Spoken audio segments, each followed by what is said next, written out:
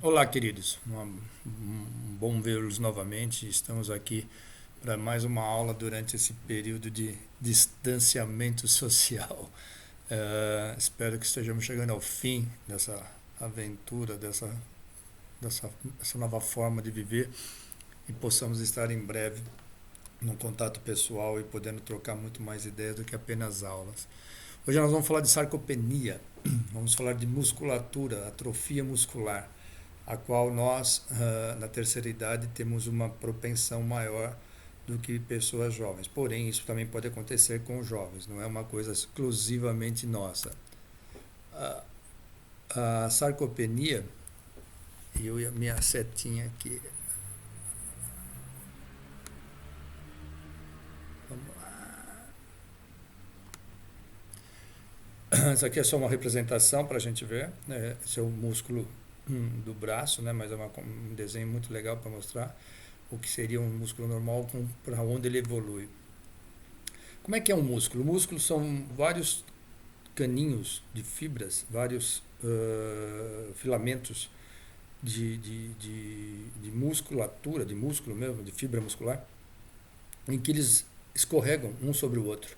Então você contrai e você relaxa, contrai e relaxa. Nesse deslizamento nós temos os nossos movimentos musculares. Aqui dá para você ver, nós temos a musculatura mais fina, que é a troponina, e nós temos uma musculatura mais grossa, que é a miosina. E esse deslizamento faz com que nós tenhamos movimentos, e quanto mais a gente movimenta, quanto mais a gente faz força com esse músculo, mais ele hipertrofia. Quanto menos força nós fazemos, quanto menos alimentação saudável a gente tem, mais ele encolhe, mais ele atrofia. E esse é um problema sério para a gente.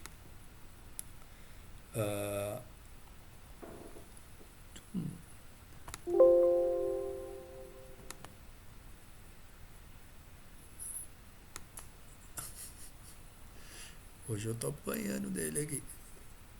Aqui. Jamais dormiria com alguém assim, mas vamos lá. O que é isso? Isso aqui, na realidade, é uma hipertrofia muscular generalizada. Esse pessoal que faz halterofilismo, esse pessoal que faz musculação, fisiculturismo, eles fazem uma sequência forçada de exercícios e às vezes usam substâncias até ilegais para formar esses músculos. Isso é uma deformidade, mas para eles colocam isso como uma coisa bonita. Então, o que é a sarcopenia? É uma redução da massa e da função muscular. Então, eu diminuo a minha capacidade muscular, meu tamanho do músculo, e diminuo minha força muscular. Quais são as maiores causas de sarcopenia? A priori, a mais comum é a desnutrição.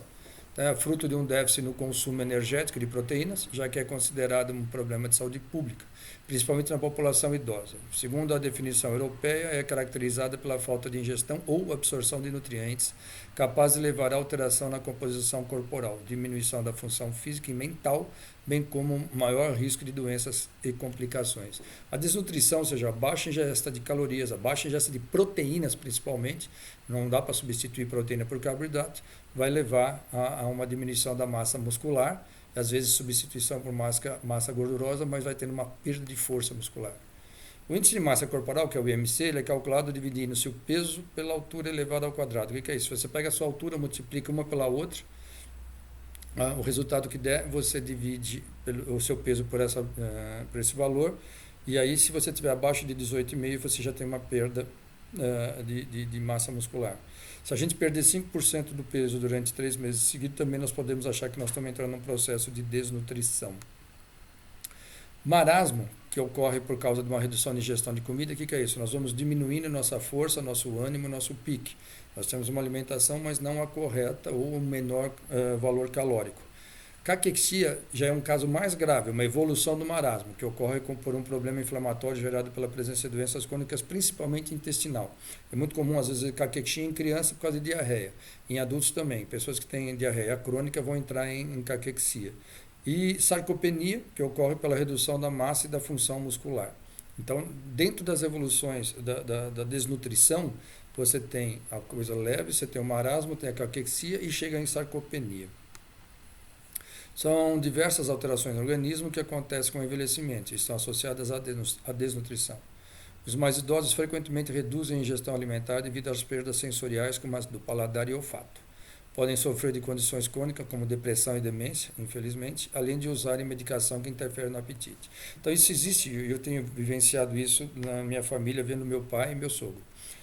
O meu pai, durante um tempo, o pessoal estava dando aqueles componentes de nutrição, de reposição, tipo uma farinha, e ele perdia a fome de comer.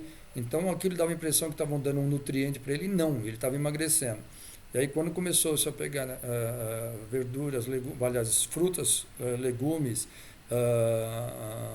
sucos e bater tudo isso junto e ele tomar toda noite, houve uma mudança maravilhosa em termos de nutrição para ele. Além de recuperar peso, recuperou força e mantinha a alimentação normal dele, que era almoço e janta. Quando você tem algum problema de tristeza, e nesse período agora que a gente está muito preocupado com isso, às vezes as pessoas substituem os horários normais da alimentação e passam a comer alguma coisa que engana o estômago, uma bolacha, um doce, um pudim, um chocolate, e não comem a comida correta. Vocês têm aula de nutrição, vocês todos conhecem essa questão da nutrição, o quanto é importante ter aquele prato colorido, o quanto é importante a gente ter a divisão correta entre carboidrato, gorduras e proteína, para que nós não entremos nessas condições de sarcopenia. O próprio processo inflamatório das doenças crônicas, mais comum, como a avançar da idade, pode levar à perda da vontade de comer e à deteriorização do músculo. Hoje, o que a gente sabe? Nós vivemos uma inflamação, a nossa vida é uma inflamação, e ela vai piorando com o envelhecimento. Aliás, uma das teorias que diz que nós envelhecemos porque nós inflamamos. Então, quanto mais inflamação nós temos, mais complicações nós temos. Aqui é só para vocês entenderem o quadro. O que eu posso ter como levar para uma sarcopenia? Eu posso ter uma alteração mitocondrial, isso é uma questão do próprio músculo, tá? Isso daí não tem uma explicação técnica para vocês. Se eu parar de andar, se eu tiver minhas quedas hormonais, isso tem muito isso, né? Tanto o homem quanto a mulher perde hormônios, a mulher perde estrogênio, o homem perde a testosterona, e esses dois hormônios têm um papel muito grande sobre a musculatura. Se você lembrar como é que era o seu corpo antes de entrar na menopausa ou antes de entrar numa andropausa, você vê que houve uma perda de massa muscular, né? O sedentarismo é um problema sério nosso, e na terceira idade a gente às vezes se acomoda nisso.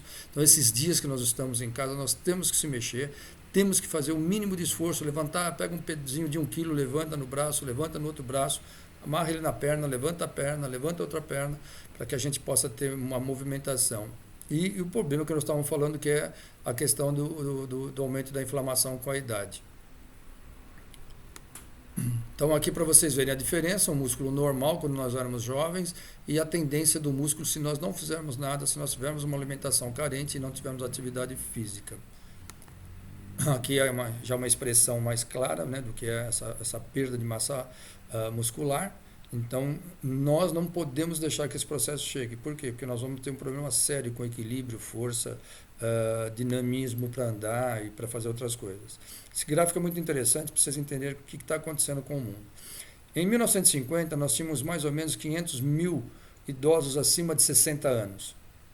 Hoje já passou isso aqui, nós estamos em 2020, nós estamos já com mais de 3 milhões e meio de pessoas no mundo acima dos 60 anos. Vamos chegar em 2030 com a maioria do mundo acima de 60 anos. Então, nós precisamos readaptar essa pessoa que está vivendo muito mais, para que ela tenha uma dinâmica muito mais intensa, para que ela não caia em desuso do corpo, que é essa que é a palavra, né? Essa coisa de se aposentar, ficar parado, é um crime para o nosso corpo. Nós temos que se aposentar assim, mas para passear, para andar, para ter uma alimentação saudável, para manter a atividade física, ou seja, não abandonar as suas atividades. Além disso, o envelhecimento é naturalmente acompanhado de uma lenta e progressiva diminuição da massa muscular. Isso é para todos nós. Aí tem um comprometimento, principalmente hormonal. Com o tempo, ela acaba sendo substituída por colágeno e gordura. Quer dizer, quanto menos atividade eu faço, quanto menos exercício eu faço, o meu músculo ele atrofia e aí entra a gordura no lugar. A redução excessiva desse suporte, juntamente à diminuição da capacidade funcional da musculatura, que está por trás da sarcopenia. Então, esse contexto todo do envelhecimento, mais a nossa diminuição de atividade, diminui a nossa capacidade funcional. É interessante observar que pessoas com a condição podem não apresentar necessariamente redução do peso ou do IMC. Então, você olhando, aparentemente dá a impressão que ele está bem. justamente porque a musculatura é substituída por gordura.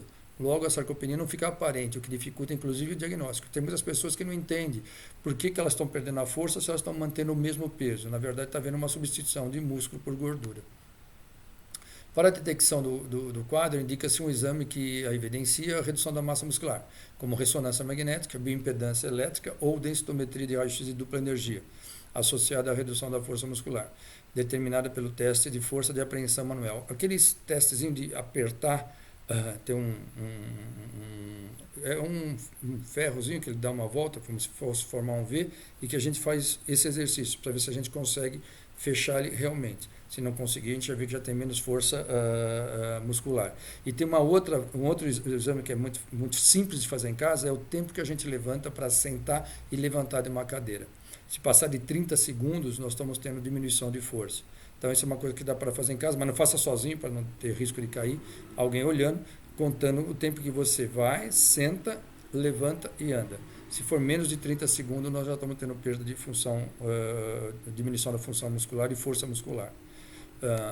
O que a gente vê? Isso aqui é o exame, tá? Isso não vai ser feito agora, mas isso é um exame que pode ser feito, o convênio autoriza, e dá para a gente fazer esse diagnóstico. O que é massa óssea, o que é massa muscular e o que é gordura. Então, esse exame é simples de ser feito e isso daí define para a gente se a gente está tendo pouco ou não músculo. Quais são os fatores de risco? Apesar da escassez de dados brasileiros, um estudo realizado com idosos na área urbana da cidade de São Paulo indica uma prevalência de 15,4% de sarcopenia no nosso país aqui. Então, mais ou menos a média. Talvez aumente mais para algumas regiões, diminua para outras, mas em média é 15%. A sarcopenia representa um fator de risco importante para a fragilidade e a perda da independência das pessoas mais velhas. Também está ligado ao maior risco de sofrer acidentes. Esse é o grande problema. Quando eu tenho menos força muscular, eu não consigo me equilibrar, eu não consigo me manter em pé, então eu tenho facilidade de cair. Às vezes vou me apoiar e me perco. Isso é muito sério, porque as quedas têm uma repercussão de fratura de quadril que é muito importante. E mesmo uma morte precoce. Atualmente, a sarcopenia apresenta um grande impacto socioeconômico, consumindo aproximadamente 18,5 bilhões de dólares nos Estados Unidos. A gente não tem estatística nenhuma aqui de gasto com doença, infelizmente. O Brasil é essa loucura que a gente está vendo na pandemia. A área de saúde só é lembrada aqui quando nós estamos na desgraça, porque na hora que está tudo normal, ninguém liga, então não existe estudo, não existe estatística, a gente não tem número de nada para a gente saber o que está acontecendo no país. Mas com o nosso envelhecimento, o nosso país também está ficando mais velho, com certeza nós temos um grande número de pessoas com sarcopenia.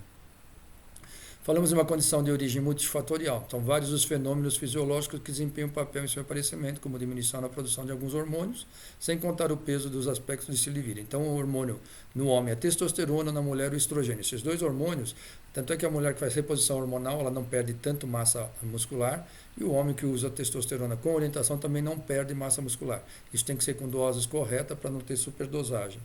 Concorre a favor do problema inatividade física, esse é o grande problema nosso. Redução na ingestão de proteína, e aí é outro problema sério também. A gente substitui proteína por carboidrato. Por quê? Porque o prazer do carboidrato é maior, e às vezes o custo da proteína é maior. Tabagismo é o inimigo do músculo, e aí ele também tem inibição intestinal de absorções, e deficiência de vitamina D. Então a vitamina D também ela ajuda em recuperar o músculo. Qual que é o plano de ação hoje? Hoje, diversos tratamentos promissores para a sarcopenia são estudados, mas a combinação entre dieta balanceada e atividade física regular segue como principal terapia contra a doença. Nesse sentido, vale destacar que a oferta de proteína deve estar adequada, ficando entre 1,2 e 1,5 gramas diários de nutriente por quilo. Assim, um indivíduo de 60 quilos poderia comer algo em torno de 2 ou 3 bifes. Vamos lá, cai na real. Não dá para comer 2, 3 bifes todo dia, mas eu posso substituir o bife por ovos, eu posso substituir por proteína animal, proteína vegetal. Quer dizer, eu tenho que fazer uma combinação de coisas proteicas que me ajudem a ter uma alimentação saudável e fazer com que mantenha minha musculatura. O bifinho uma vez por dia, não acho difícil também, acho muito difícil comer carne vermelha, mas pode ser carne, pode ser frango, pode ser peixe, mas pelo menos 2 vezes por semana a gente precisaria de uma carne vermelha para poder fazer essa reposição de proteínas. Além disso, a reposição da vitamina D, que a gente já falou para outras doenças, né? A vitamina D hoje ela é foco em várias frentes na questão de prevenção de doenças e de manutenção de saúde. Então a gente tem que colocar esse negócio da vitamina D e lembrar que tem uma outra coisa muito importante. Acima dos 65, 70 anos, nós temos aí quase 20% de idosos com anemia, e ele nem sabe que tem. E a anemia é um problema sério também para ele, porque dificulta a atividade física, porque dá cansaço, dá desânimo. E eu não me movimento, não me alimento, e aí cai esse ciclo maldito, gerando doenças no meu corpo, levando à própria sarcopenia. Então, fazer diagnóstico se tem anemia é muito importante, inclusive para fazer o tratamento da sarcopenia. Suplementação de leucina é um aminoácido essencial não produzido pelo organismo, também é estudado como forma de promissor. O pessoal usa muito mais leucina para o pessoal que está fazendo academia, né, que tem atividade física, mas ela também é muito bem indicada, quando possível, né, tomar para fazer a reposição da parte muscular. Em relação à atividade física, exercícios supervisionados, sempre, por causa da questão da queda ou do esforço errado, em que pode, em vez de consertar, acaba tendo uma contratura, uma fisgada, um desabamento de vértebra, tem várias coisas que podem ocorrer. Então, a gente tem que estar sempre como supervisionado, por quê? Porque eu posso achar que eu posso levantar 20 quilos, vou lá, não aguento levantar 10, e eu forço a barra, eu vou ter uma ruptura até do músculo. Então, é começar com pequenos quilos, né, pequena porção de peso, e movimentação não tão brusca, e ele vai aos poucos recuperando a força muscular. Eu tenho uma lembrança de um vídeo que eu assisti há mais de 15 anos atrás, num congresso, em que um professor, um geriatra, mostrava para a gente a importância dessa atividade física, né? Então ele mostrava pessoas acamadas ou pessoas que estavam cadeirantes por falta de força, e eles conseguem colocar em piscina e começarem a fazer hidroginástica. Com 90 dias essas pessoas entram e saem sozinhas da piscina e não usam mais cadeira. Por quê? Para elas recuperar a força muscular. Então, a recuperação da força muscular não é imediata, ela é contínua. E quem está bem, faça exercício para não perder essa força muscular. Ela é fundamental para a nossa qualidade de vida. O objetivo é frear ou reverter a perda da massa muscular para que esse processo não interfira na qualidade de vida. Então, aqui para finalizar, vocês são super orientados a saber que nós precisamos ter alguma atividade física de qualidade. Atividade física específica para nós da terceira idade, então não é para ir na academia com um jovenzinho lá querer sarado, que nós vamos sair de lá quebrado. Então, a ideia é fazer atividade física condizente com a nossa idade, compatível com a nossa idade, compatível com a nossa capacidade.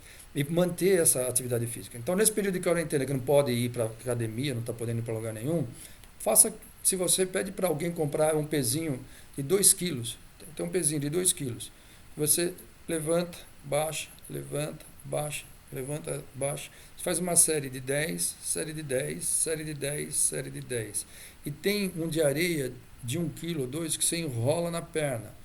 Levanta a perna 10 vezes, levanta a perna 10 vezes, levanta a perna 10 vezes, levanta a perna 10 vezes. A gente vai ter uma atividade, vai ter um investimento na nossa saúde, vai nos dar uma distração, que é muito importante, e vai nos manter com qualidade muscular, porque esse período prolongado de não fazer nada, de não caminhar, de não tomar tanto sol, de ter uma alimentação às vezes errada, porque nós estamos sozinhos, nós nos permitimos comer de forma errada, tende a ter uma atrofia muscular maior. Não permita, não aceite, tenha disciplina.